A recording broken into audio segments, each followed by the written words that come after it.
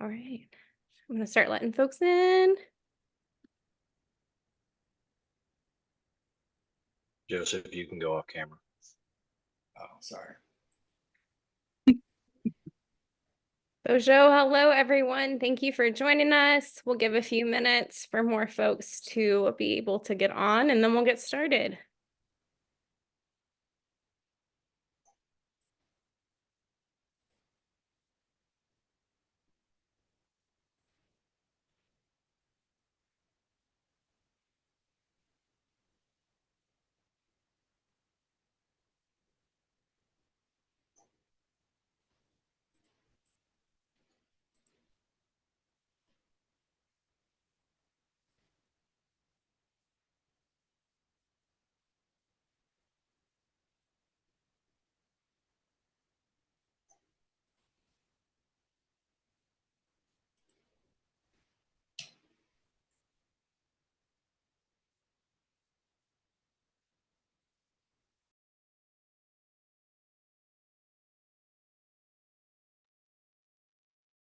We'll give it just about one more minute before we get started, but welcome to those who just joined us.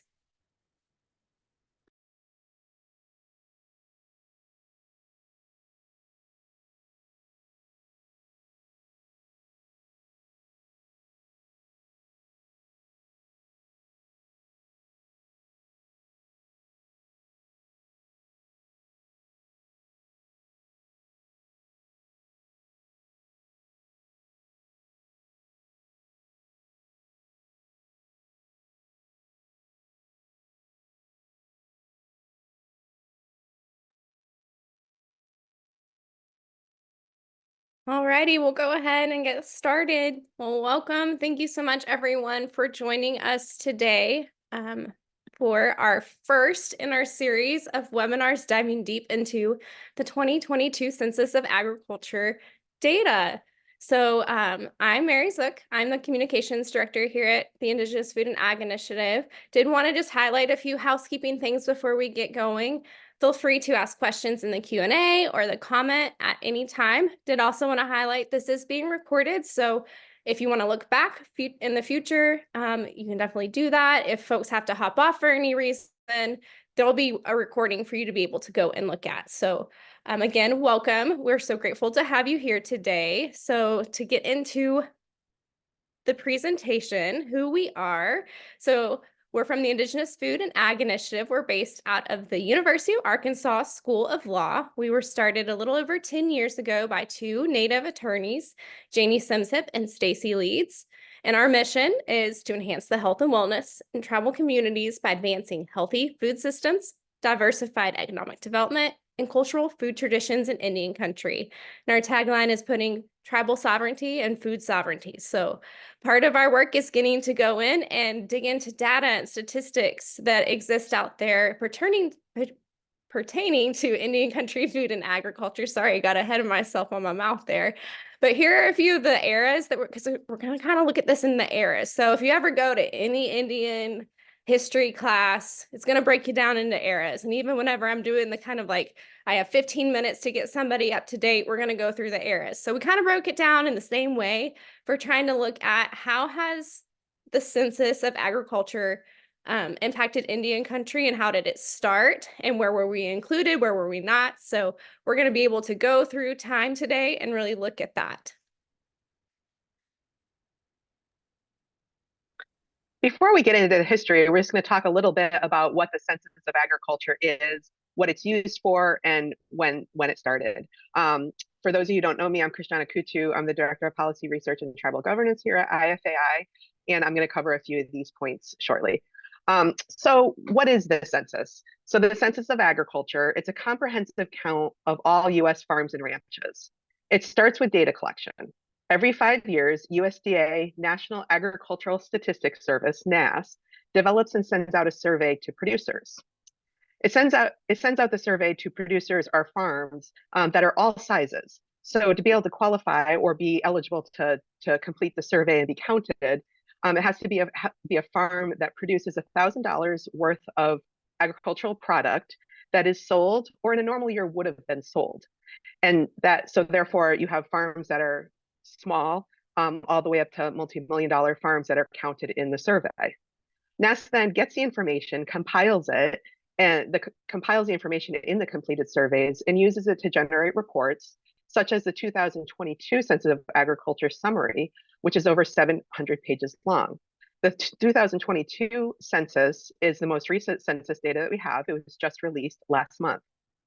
The census gathers information on the farming operation, including land use, crops, livestock, but it also gathers data on the individual producers, the people behind the farms, including demographics. So what is it used for? It's used in many ways. It's a leading source of uniform comprehensive ag data in the US. It provides a detailed picture of American agriculture. It gathers info on farms, such as, like I mentioned above, crops, livestock, land use, and producers to offer this comprehensive view. It benefits various stakeholders, from farmers to businesses to communities.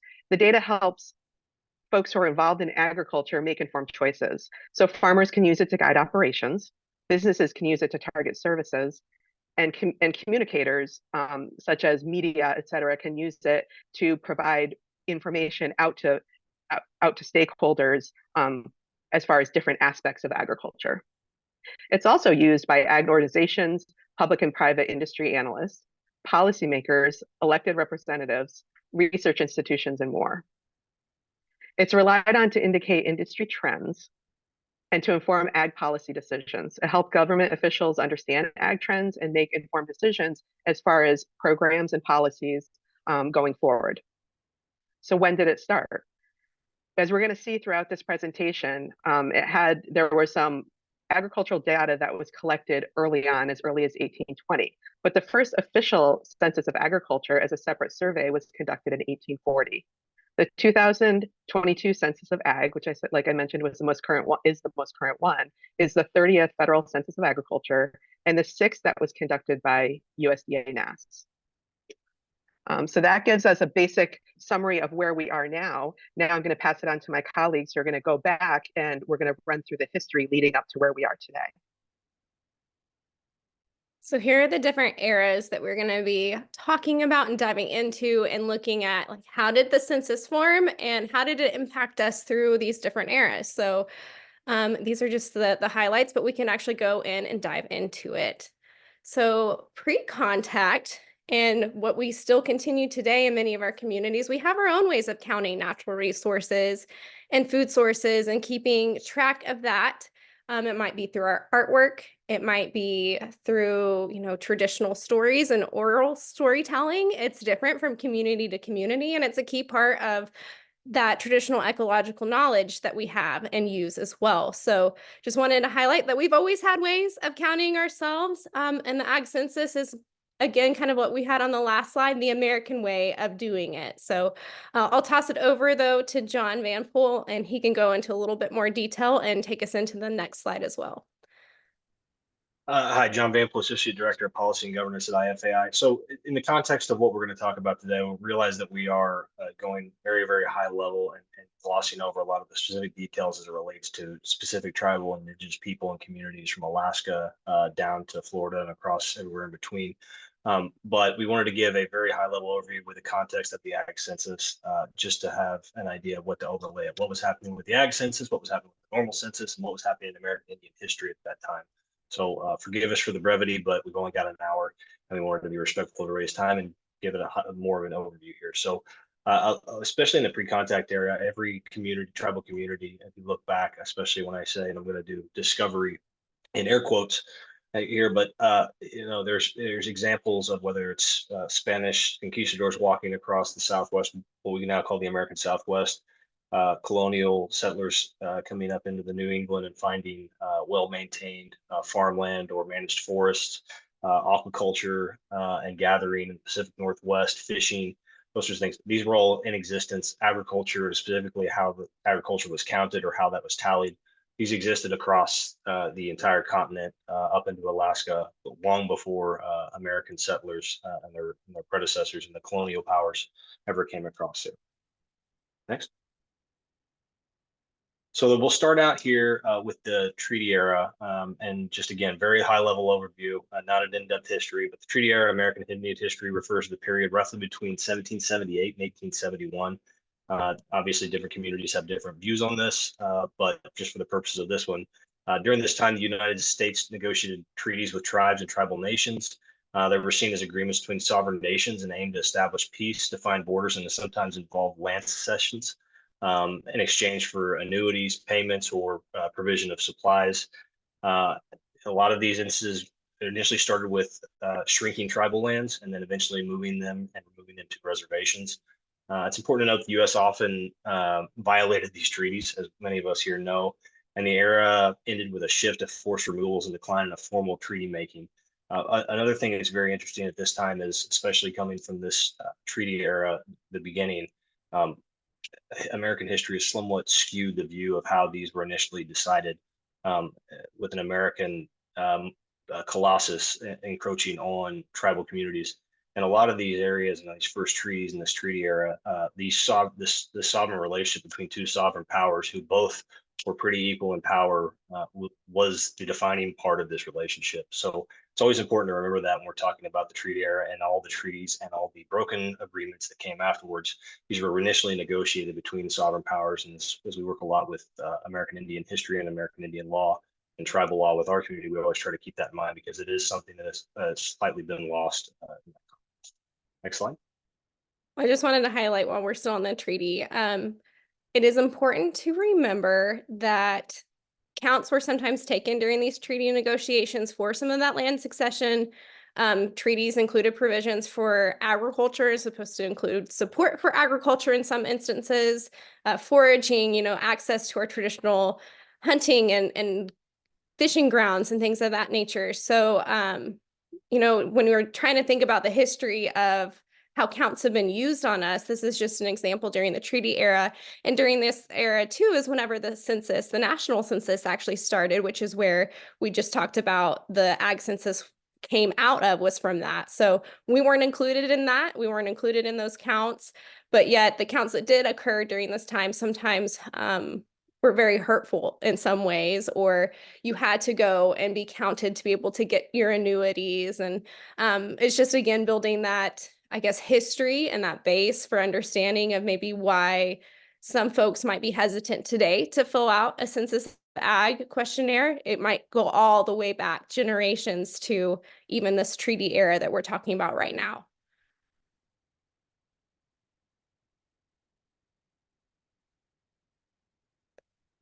Now into removal. So removal was part of that treaty process. And how did counting impact removal, and how does it tie into today? Again, counts were taken to be able to get folks west of the Mississippi. So for my tribe in particular, my ancestor was the first one who signed up to sign the muster rolls for removal.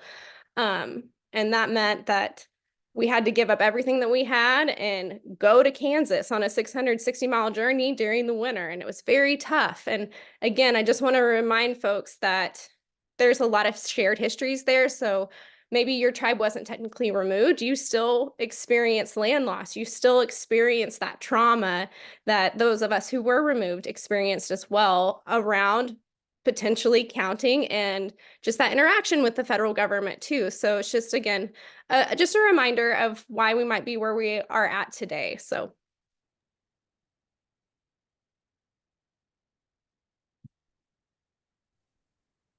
So we go here into the next, to jump ahead a little bit, the reservation era. And again, the reservation era runs from 1850 roughly to 1887 for the purposes of our webinar here. But just some high level bullet points going back with some of the research that we did in the historical ag census data. When I say progress, progress is kind of sort of. The 1860 census finally acknowledged that Native Americans existed in the sense that they are actually the words are written in the census, but it acknowledges in one of the appendixes that it actually doesn't count them for the purposes of the ag census. So there are no, according to the United States government, there are no tribal farms. There are no tribal farmers. There are no producers. There are nobody running any sort of agriculture operations, which, as we all know, is ridiculous given the history of North America and South America, wherever. By 1870, kind of reflecting the stop-start nature of the ag census at this point as it relates to Native Americans. Officially, no ag producers exist again. There's no mention of them in any of the appendixes. There are some very cursory acknowledgments of Indian reservations or Indian lands, but there is no essentially hard count of Indian producers. By 1880, there is a marked change in the input that is going into the ag census.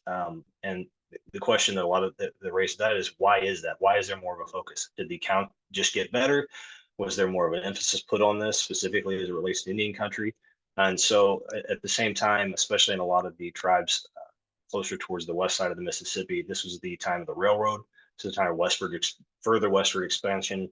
This was a really good time if you were a surveyor, a railroad man, a telegraph operator, a United States cavalry officer, or anybody in between, to really know what resources are on tribal lands that aren't being used, as you would think at that time, adequately.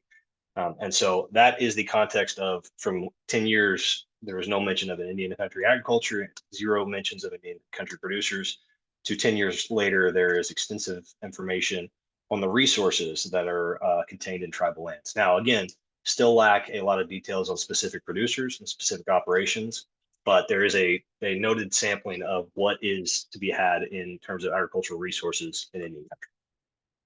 Next. So getting into the in-between between the reservation era and the allotment era, just wanted to highlight, a little history. I'm always going to go back to my history because that's what I know as a citizen Potawatomi Nation member. And we signed a treaty in 1861 that was actually the first allotment policies ever enacted in Indian country. So we were the ones who tried it first. And guess what? It didn't work because, just like John mentioned, there was industry coming in and saw that potential. They had, information that we had these resources that they wanted. So that played a huge part in this. And we were supposed to be able to be given farm equipment and the support necessary to become successful farmers on those allotments that we were given. We were also supposed to be given a couple years before we were taxed to be able to get those businesses established. And that unfortunately did not happen. So we lost a lot of our lands whenever they came asking for taxes. So I just wanted to highlight this. And the census book is actually on display at a little tiny museum in Kansas. And that is one of our former legislators. He passed away while he was serving for us. And that's his wife, who also passed away, but she did a lot of regalia. She made a lot of regalia for our tribe. And I was able to be there and take that picture while I was working for my tribe of us looking at our founding document, that census. They took a census of us to be able to do those allotments. So that's where it all ties in. Is the census was a key piece. So those localized censuses that, if you look at the timeline that I shared in the chat, you'll be able to see part of that, where there were some one-off censuses that were happening on reservations and just reservation based. And those were sometimes utilized in not the most positive way for us, just like in this instance. It was a way to get us off of lands that railroad and other industry wanted. And also, try to create us into yeoman farmers, but without the support that we were supposed to get as well. So we tried out the allotment process. They saw it didn't work, so they decided, let's do it all over the place. And that's what happened in 1887 with the Dawes Act. And you can go to the next slide there. So the Dawes Act and some of the policy and legislation that came after this as well meant that tribes lost millions and millions of acres, nearly 3/4 of our land, pretty much overnight through that policy. And that was really impactful because it took census, it took going out and taking counts to be able to then again distribute those allotments to tribal citizens. And here in Oklahoma, and for my tribe in particular, Citizen Potawatomi, that meant that we got our allotments that we had actually purchased our land. Those who still had some lands in Kansas said, hey, let's go buy a reservation in Oklahoma. So we had this land that we purchased in Oklahoma, and then we were forced through the allotment process. So we all had to take these allotments, and then the land run happened, and we just had to stand there and pretty much wave at the white settlers who came in to take the rest of the land that was there. So again, it was a count, it was a census that was done to be able to allow the allotment process to happen for tribes across the nation. And then, yeah, we get into the allotment era. So, John, I'm going to let you probably take this a little bit more, but again, Sure. 1890s, that was the first significant mention, and you kind of highlighted a little bit because of those resources, but yeah, I'll let you take it. Mary Bell and I, we both work together. She's a tribal citizen. I work for Citizen Power. So full discretion, so to miss that, but we have a tendency to kind of focus more narrowly and know a little bit more of the Oklahoma history as it relates and kind of go outward on that.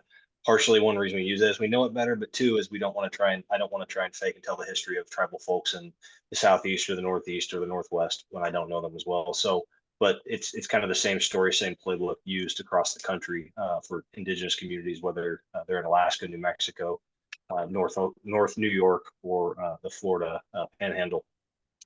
So 1890, we get into the first significant mentions of Indian territory in modern day Oklahoma, which is modern day Oklahoma in the Ag Census.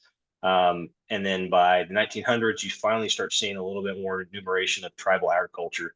That's 60 years it's taken the Ag Census to catch up with, start getting more detailed look at what tribal ag operations, tribal producers, what's being produced.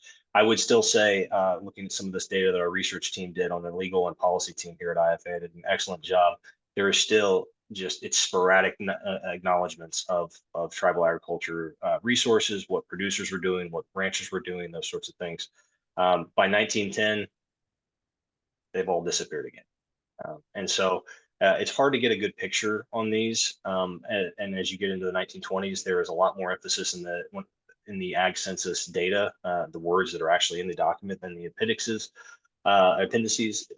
It basically focuses a lot more on the color of farmers specifically. So not a lot of acknowledgement of tribal sovereignty, them being tribal citizens. I think also to keep it point at this time, 1890 to 1920, roughly, tribal citizens aren't always American citizens. Not every tribe had tribal citizens. So it's hard to get a good count on this. And we wanted to give this history not as a sad story or as a sob story, but to give the context of why, as we get further down the line with our other colleagues take over the more contemporary Ag Census, is why is Indian country almost always undercounted? Why are there not as many tailored resources at USDA for tribal entities, for tribal producers, for tribal governments? Why can they not get it right? Well, the problem is they were 60 years behind the times of counting it just to begin with. And so if you don't have a good count, it's hard to tailor good programs.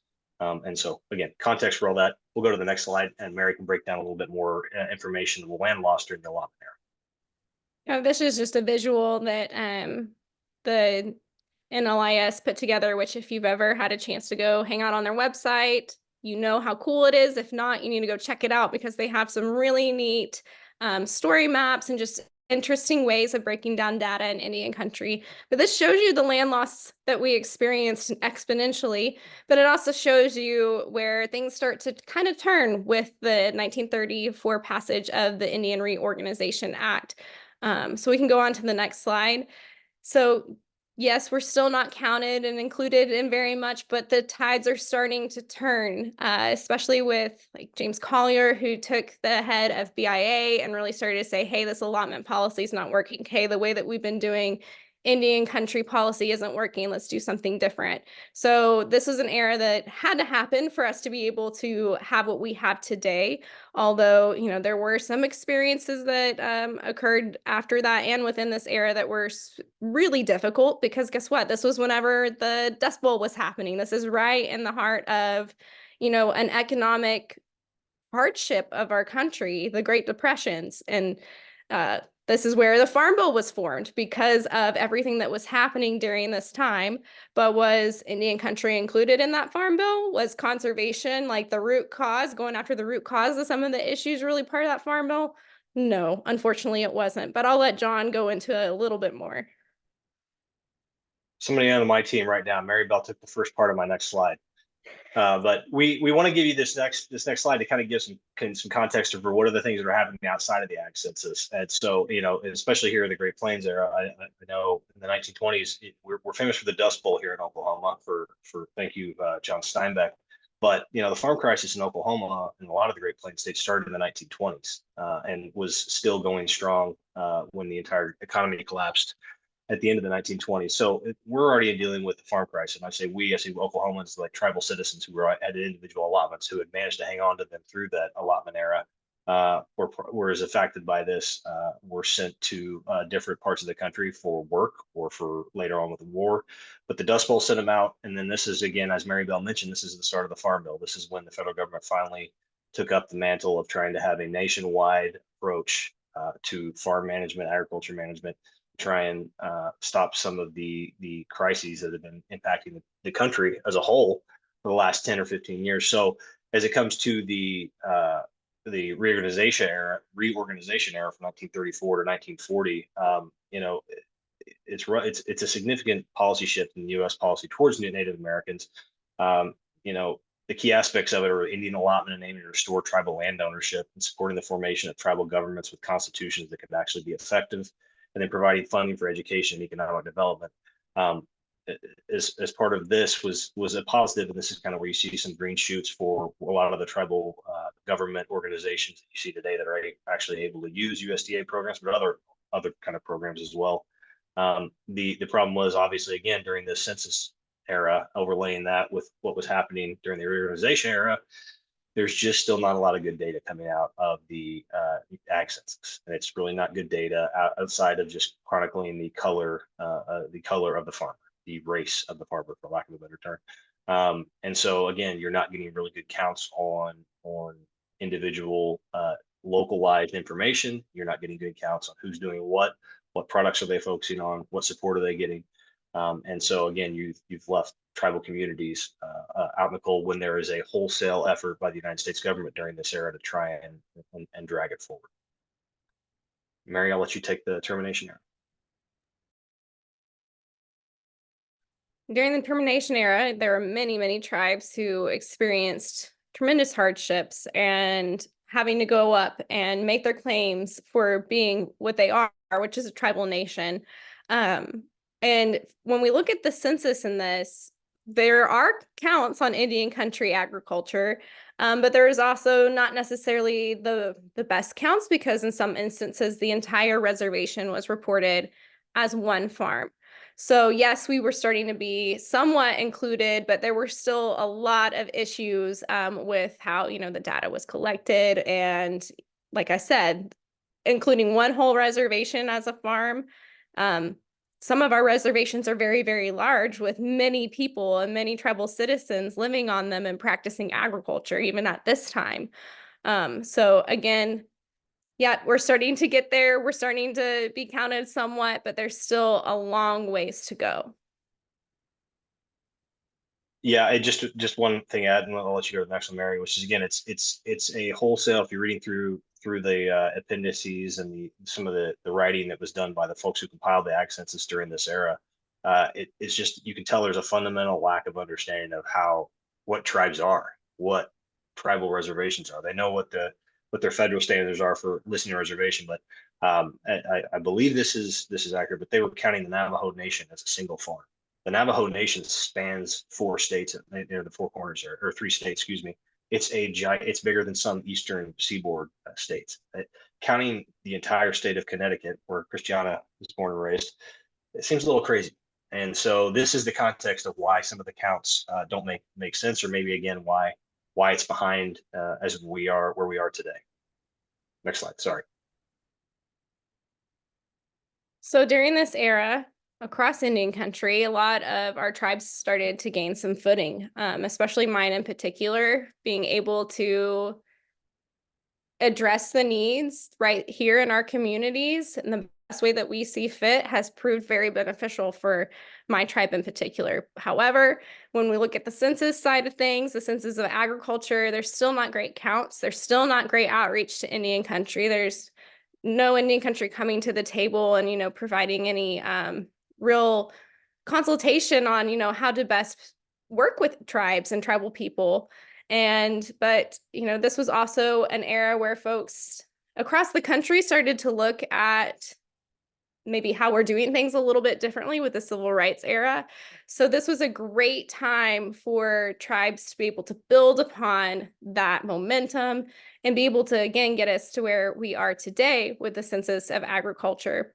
during this time too is whenever, which I do not want to take the thunder actually of my colleague Jamie. So I'm actually going to go ahead and pass it on to her, and we can go to the next slide because I almost took some of her talking points like I just did for John. So I'll let Jamie actually come in and she can talk about, some of the strides that Indian Country Food and Ag had at this time and how that impacted the census as well. You're all good, Mary Bell. That I appreciate it though. So I was one of our staff who was really in the weeds about the research. And I got pretty much the self-determination era as my research focus.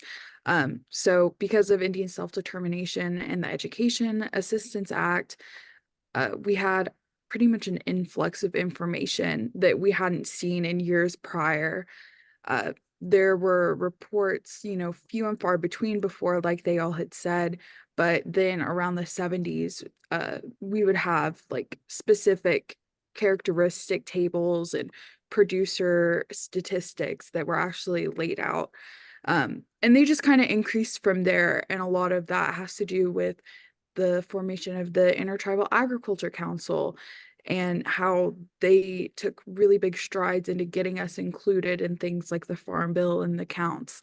So those charts and graphs started to get a little more extensive, and it really started to seem like Indian Country was less of an afterthought when it came to ag census. There was a huge focus on empowerment. Self-governance isn't just about managing programs. It's about empowering tribes to govern themselves, to manage their resources, and then to also make those decisions that are going to be impacting their communities directly. So again, there was just a real turning point that happened in the 2000s specifically. For the 2002 census, there was the most data that had ever been reported on, which was super exciting to see, but also a pain in the butt to have to go through. So that was it. Again, it was exciting, but also realizing that like it had been neglected for so long. And but yeah, so by 2007, there was finally an individual count for the producers. They started trying to maximize coverage of American Indian operators and producers. And so it all just really started to make headway. We can go on to the next slide. So it's just been because of continuing advocacy. The fight for self-determination is ongoing. Tribes are continuing to advocate for greater control over their lands, their resources, and economic development. Even though there are legal challenges, protests, and ongoing negotiations with federal governments, it's all going to be a part of this process. And so throughout this era, we've seen continuous activism by tribal nations. This can be in just different ways to try and get us counted, basically. So in 2017 specifically, there were special efforts directed at minorities. These are mail lists, and those were kind of made to try and find minority producers, just to ensure that they were being counted. And then there were also pre-census promotions encouraging producers to be counted. And so through these efforts, we were able to see that while other areas of agriculture experienced declines, Indian Country was actually experiencing a lot of growth. And we're able to see that from work like organizations for the Intertribal Agriculture Council, NAF, the Native American Agriculture Fund, and the National Congress of American Indians. And, we kind of contribute those to the rise of Indian Country specific provisions. Thanks to Jamie and our whole team who really dug deep into this historical census information, which gives us the timeline and the background that leads us up to this slide here, the 2022 census. So 2022 census, like I mentioned originally at the beginning of this presentation, is the latest information that we have. It's conducted every 5 years. The 2022 data was just released last month in February of 2024. And here's what it showed us.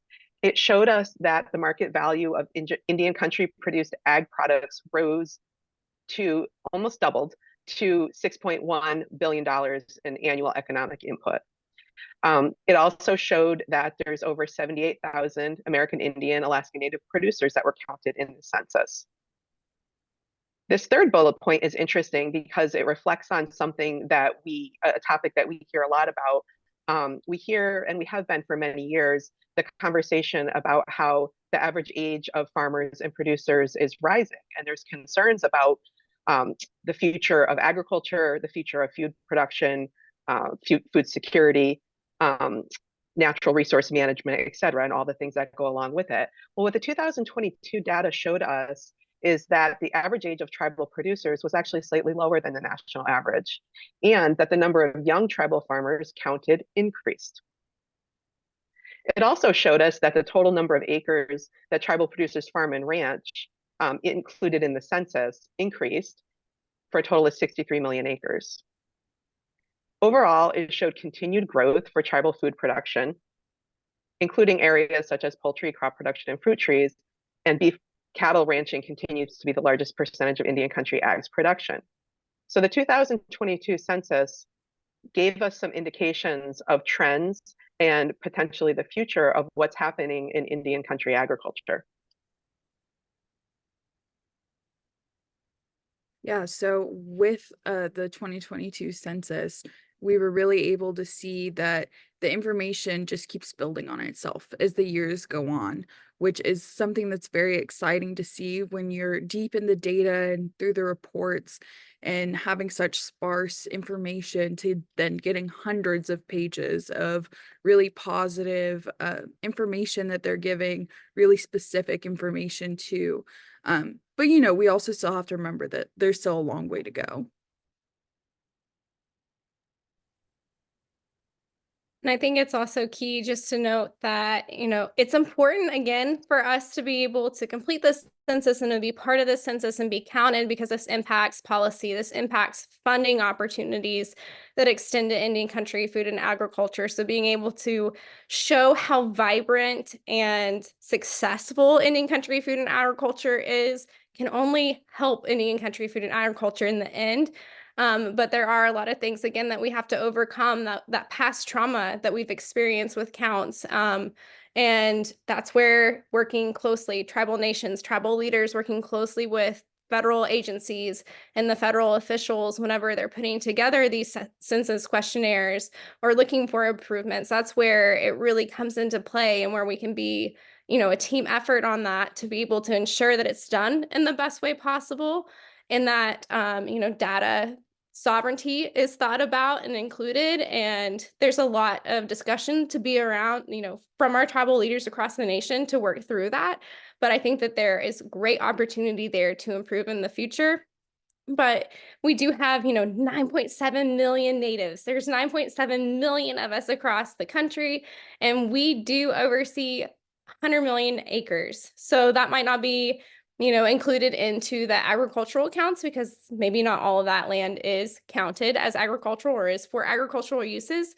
But we're out there taking care of our natural resources. Those lands are important to us. That's where we come from, are those lands. So, again, there's a lot of improvements to be made, but I think there's a lot of success stories that are highlighted through what we've been able to experience, honestly, from the leadership of folks from the Intertribal Ag Council, like Ross Francine and some folks like that, who have been on the front lines of building those connections with NASS and with USDA to be able to do that outreach and improve that outreach, being able to have a better account and better understanding too. So definitely couldn't be here today without the people who came before us. So appreciate them a lot.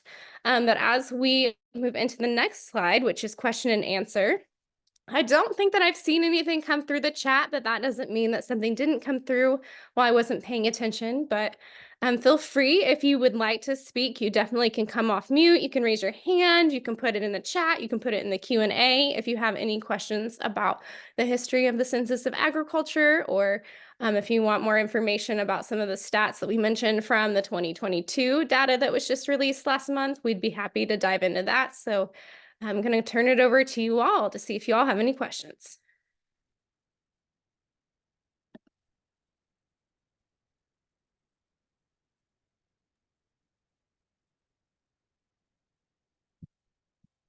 While we wait to be interrogated, happily interrogated by the folks in the chat or anybody online. As Mary mentioned, again, kind of going to give an overlay of the context, what was happening this 2000s to 2022 era. It was organizations that had started out really being involved, back in the late 1980s, early 1990s with Intertribal Ag Council. People like Zach Ducheneau, who's now the head of the FSA at USDA. He was head of IAC. Ross Racine again, and also, but like some acknowledgement of part of NASS, NASS, to think through like, hey, how do we do this outreach to these tribal producers? Like maybe we should not just send a Dear Tribal Leader a letter to a tribal leader who has 1 million voicemails, has 1 million, at this point, mail, probably snail mail, and trying to think more creatively with their outreach. The same kind of creativity they would do with your regular farmers through your extension programs, through your county and local staff. There's been a reflection of like kind of that learning from the Native Agriculture NASS. So you see that, and that's why there are better counts now. That's why we almost killed our colleague Jamie, sending her into all the deep dives of the data and look through those things.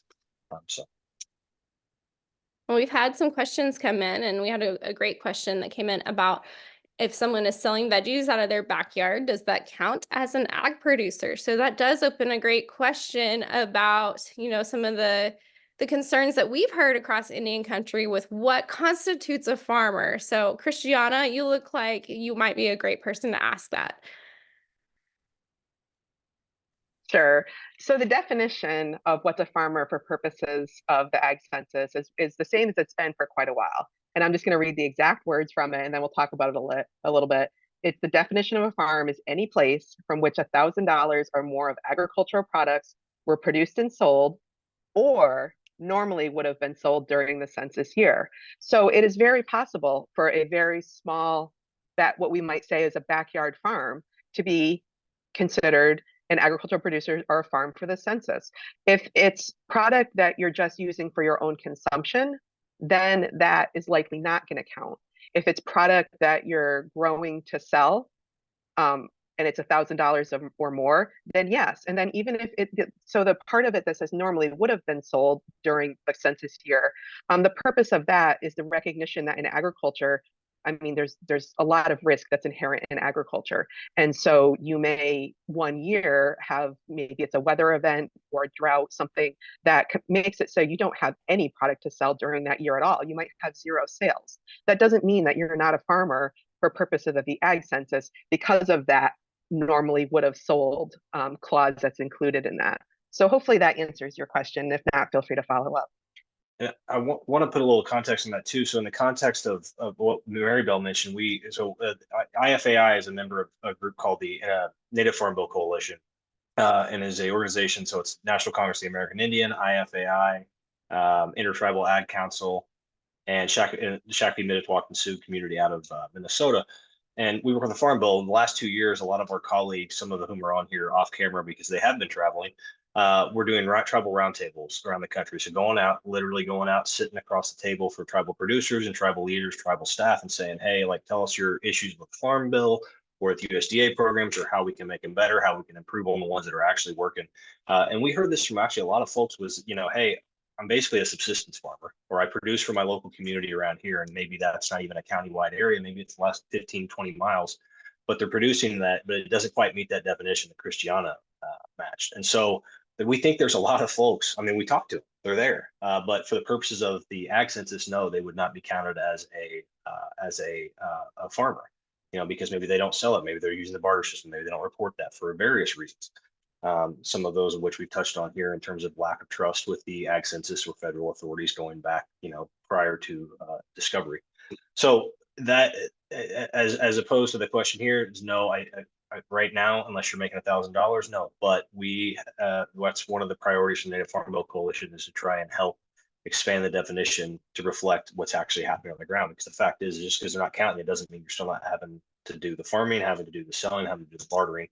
And so that give you a little context of what we've been working on the last couple of years. Maribel, anything else I missed? Yeah, I just wanted to highlight that even though it might be, this is why things are so confusing. Even though it might be that way for the ag census, there might be some USDA programs that you could still utilize that have a little bit more flexibility in what they constitute as a farmer. So there are some programs out there who do see foraging as, if you would have went out and spent $1,000 on what you were able to bring into your home and can and have for your family, then you are a farmer. So there's discrepancy even within the USDA when it comes to programs on what you might be able to utilize as someone who might be foraging versus, the traditional farmer. So definitely look into it, reach out to your local USDA office. If you have any issues when you're trying to reach out to them, get with us. We would be happy to help guide you or get you connected, or sometimes we've even helped people who've been told no right out the door, being able to go in there and change that no into a yes, because there's not supposed to be a no there to begin with. But we definitely just wanted to throw that out there. Also, we had a few other questions that came in. One about agritourism enterprises in Indian country, if there's any reports about that. And I would think that IANTA would be probably the best resource. And I am not super familiar with all of their reports, but I do know that they do some analytics and data collection. Does anyone else on my team, do y'all know anything about agritourism data collection? I was going to give you the same answer. Oh, go ahead, Kelly. Go ahead, Kelly. Hi, John. I am with IANTA, and we're trying to get the information from the report because we're interested in using agritourism as a tool to develop food sovereignty and strengthen it. And knowing where the pockets of agritourism activities are going would be helpful. We can find agritourism state by state, but not Indian country versus non-native. So I was wondering if you knew if there was any such thing. No, I knew your name looked familiar. I see it on the emails all the time. We get all your emails, Maribel and I do. No, off the top of my head, it might be something worth. We're going to drop an email at the end of this. Would you mind emailing us? It might be something worth us doing putting some of our researchers. I told Jamie I wouldn't make a researcher or anything for the rest of the week here, but we could work together. Joseph or Jamie or somebody there could drop our email in the chat. We'd like to talk to you about that. Maybe it's something we could explore and figure it out. But off the top of my head, I don't know. Okay, thank you. I appreciate it. Thank you. And then we also had a question come in about, we know that it's undercounted in Indian country, but do we see the decline as actually being attributed to, being something authentic? Was it maybe a reflection of less outreach? And I know in my heart, it probably had multiple factors, including the fact that we just came out of a worldwide pandemic. So we have that was against us. But I don't know. What do you all think? Oh, I love to speculate, but I'm too scared to. So I'm going to turn it over to our attorney/farmers, Christiana, and see what she thinks. Honestly, I speculating, but probably a lot of factors. There's probably multiple factors, like Mary said, that are going to that contributed. That's my best guess. I will say though, and I think you highlighted this, Christiana, that even though there was a decline, it wasn't as sharp as the national average. So I think that that's still a win to know that, okay, well, we're still not, losing farmers as much as maybe non-Indian country is, but it's still something to be concerned about because those farms are then absorbing more of the acres, and that's why we're seeing that acreage increase, which kind of segues us into what our next topic is actually going to be for our next webinar that's happening in April, which is looking at those acreages. Oh, sorry, I forgot about our youth summit. We can come back to that. But Maribel, can I jump in real quick? Yeah. It was kind of something you said last point. I kind of got sidetracked by rambling, but I would say if you're a tribal producer and you are on your tribal jurisdiction, or even if you are in a tribal jurisdiction somewhere else and you're a producer, I would wager, unless you personally know the tribal leader or somebody on the tribal council that knows you're a producer, they may not know about you. And so that was actually another conversation we had with a lot of the tribal leaders in the last few years is there's a lot of funds at USDA to stand up ag operations. There's a lot, but there's a sore need, and this actually does transition into our next slide for the youth summit, but there is a distinct need for folks who have Indian country experience, whether it's lived or learned, but also who understand ag. And a lot of tribal leaders, you know, they aren't all ranchers. They're not all farmers. They haven't, you know, they have different backgrounds as well. They don't know about you. And so it's one of those, even if you maybe do not know about you, maybe you don't qualify for that definition that Christiana read. It's the ag census definition of a producer, $1,000 a year. Even if you don't do that, but you're producing, you're feeding people, you're doing that in your local community on a tribal reservation, you should probably, I would highly encourage you to get in touch with your tribal leader or somebody on the tribal council or somebody in the natural resources or land management or realty department at your tribe or the tribe where you live and let them know, because I guarantee you they don't know about you. And I know that talking to a lot of the tribal leaders in Oklahoma who are interested in trying to stand up ag operations or even trying to find food sources for a lot of their programs, whether it's elderly feeding, if it's for their schools, their daycares, even just for their congregate feeding programs that they've had during the pandemic. They need to know who you are. Don't assume, and you all are farmers and ranchers and you guys are producers and you're too busy to do everything else, but they won't know how to go look, is what I would say. So if you are in that producer, please consider getting in touch with your local tribal leadership. If you don't know who they are, shoot us an email. We'll help you track them down. Which goes to your next slide, Mary Bell, because there is a sore need for folks. So we did highlight the youth component and how we do have a rise in the number of youth being involved in agriculture, but we need even more youth to be involved in food and agriculture. And this is why we have our Native Youth and Food and Agricultural Leadership Summit that happens every July. This is our 10th annual that's coming up. The applications do close on April 1st, so time is ticking.